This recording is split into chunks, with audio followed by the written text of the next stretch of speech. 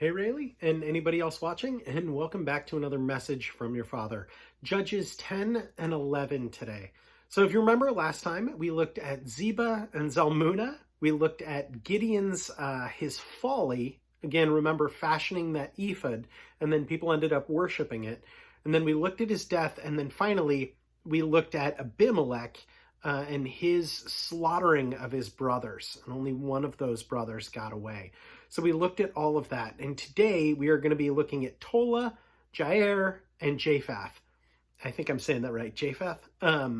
Jephthah is an interesting guy.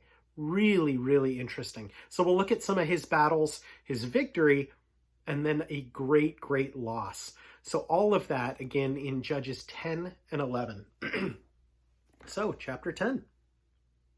After the time of Abimelech, a man of Issachar, Tola, son of Puah, the son of Dodo, rose to save Israel. He lived in Shamir, in the hill country of Ephraim. He led Israel 23 years, and then he died and was buried in Shamir. He was followed by Jair of Gilead, who led Israel 22 years. He had 30 sons who rode 30 donkeys. They controlled 30 towns in Gilead, which, to this day, are called Havoth Jair. When Jair died, he was buried in Kamon. Again, the Israelites did evil in the eyes of the Lord. They served the Baals and the Ashtoreths, and the gods of Aram, the gods of Sidon, the gods of Moab, the gods of the Ammonites, and the gods of the Philistines.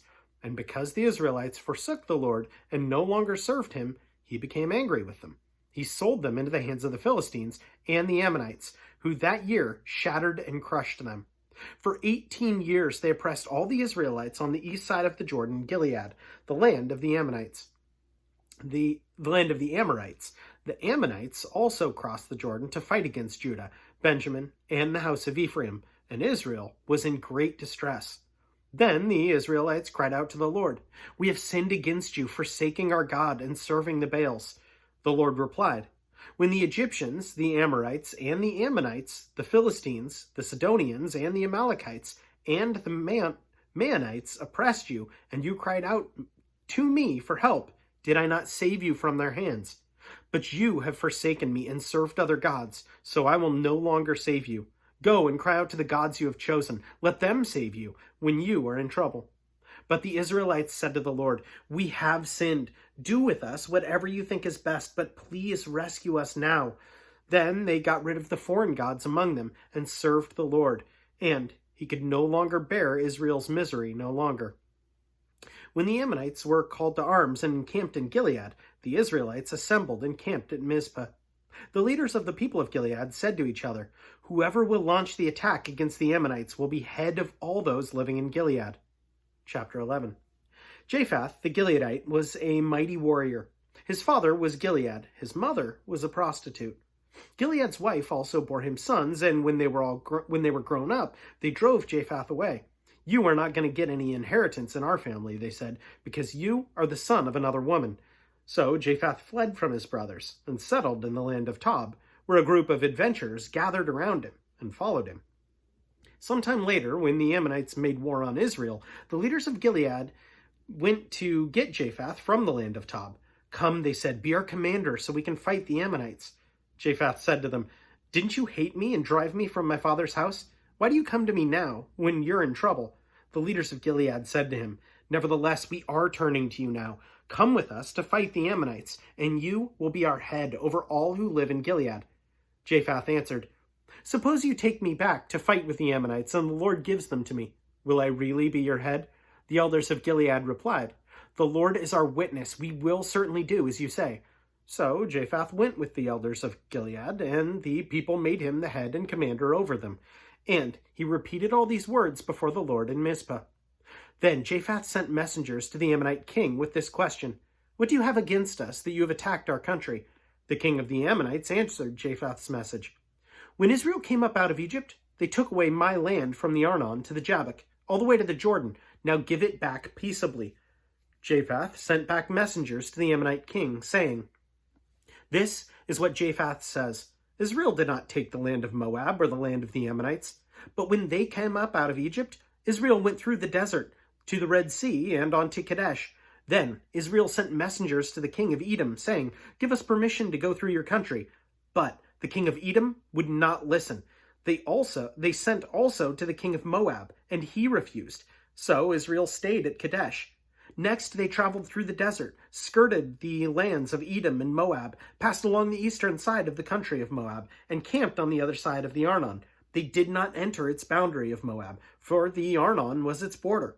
Then Israel sent messengers to Sihon, king of the Amorites, who ruled in Heshbon, and said to him, "Let us pass through your country to our own place." Sihon, however, did not trust Israel to pass through his territory. He mustered all his men and encamped at Jahaz and fought with Israel. Then the Lord, the God of Israel, gave Sihon and all his men into Israel's hands, and they defeated them.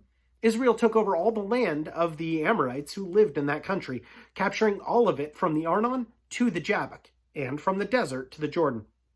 Now, since the Lord, the God of Israel, has driven the Amorites out before his people Israel, what right have you to take it over? Will you not take what your god Chemosh gives you? Likewise, whatever the Lord our God has given us, we will possess. Are you better than Balak, son of Zippor, king of Moab? Did he ever quarrel with Israel or fight with them? For 300 years Israel occupied Heshbon, Aroer, the surrounding settlements, and all the towns along the Arnon. Why didn't you retake them during that time? I have not wronged you, but you are doing me wrong by waging war against me.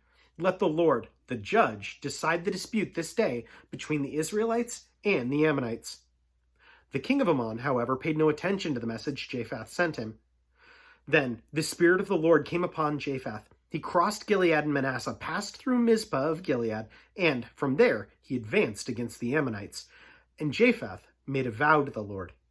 If you give me the Ammonites into my hands, whatever comes out of the door of my house to meet me when I return in triumph from the Ammonites will be the Lord's, and I will sacrifice it as a burnt offering. Then Jephthah went over to fight the Ammonites, and the Lord gave them into his hands. He devastated 20 towns from Aroer to the vicinity of Minath, as far as Abel Kerim. Thus Israel subdued Ammon. When Jephthah returned to his home in Mizpah, who should come out to meet him but his daughter, dancing to the sound of tambourines? She was an only child. Except for her, he had neither son nor daughter. When he saw her, he tore his clothes and cried, "Oh, my daughter, you have made me miserable and wretched, because I have made a vow to the Lord that I cannot break." "My father," she replied, "you have given your word to the Lord. Do to me just as you have promised. Now the Lord has avenged you of your enemies, the Ammonites. But grant me this one request," she said. "Give me 2 months to roam the hills and weep with my friends because I will never marry." "You may go," he said, and he let her go for 2 months. She and the girls went into the hills and wept because she would never marry. After the 2 months, she returned to her father, and he did to her as he had vowed, and she was a virgin. From this comes the Israelite custom that each year the young women of Israel go out for 4 days to commemorate the daughter of Jephthah the Gileadite.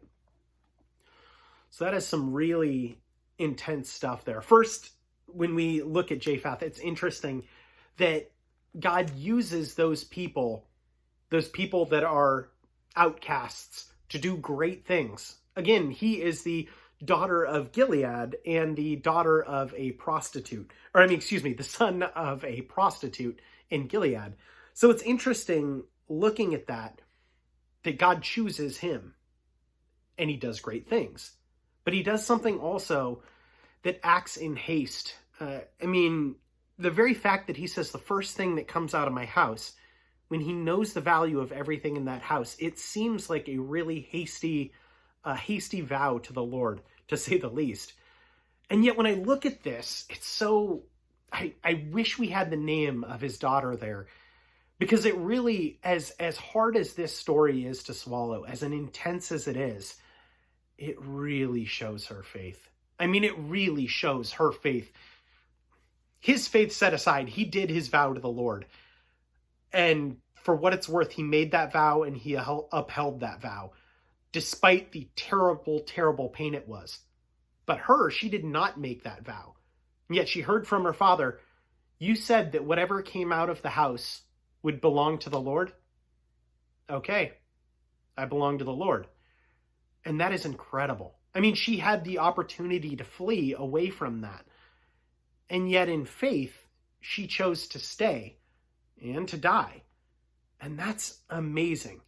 Now, I don't know the state of her, but if she belongs to the Lord, I believe that she's with God. And that's incredible. What higher calling to live out that faith, regardless of the hand that you've been dealt, all the way to death. That says a lot more. Well, it says a lot about him, but it says a lot more about her. Anyway, so I guess that's my prayer for you, Rayleigh, that you would recognize that even though there are things that the world would look at and say, oh, that's foolish, some of this stuff is not going to make sense to the world. Some of this stuff is living at such a high standard that is to God alone, that if your life was given by God and you're committing that life back to him, it may mean death here. It may mean torture and terrible things here. I mean, that's kind of the sobering reality. But on the other side of that is something so, so great, an infinitely better life for eternity. Anyway, know that I'm praying for you and I love you so much. And anyone else watching, know that I appreciate you so much as well. And I'll plan on seeing you tomorrow. Have a good one.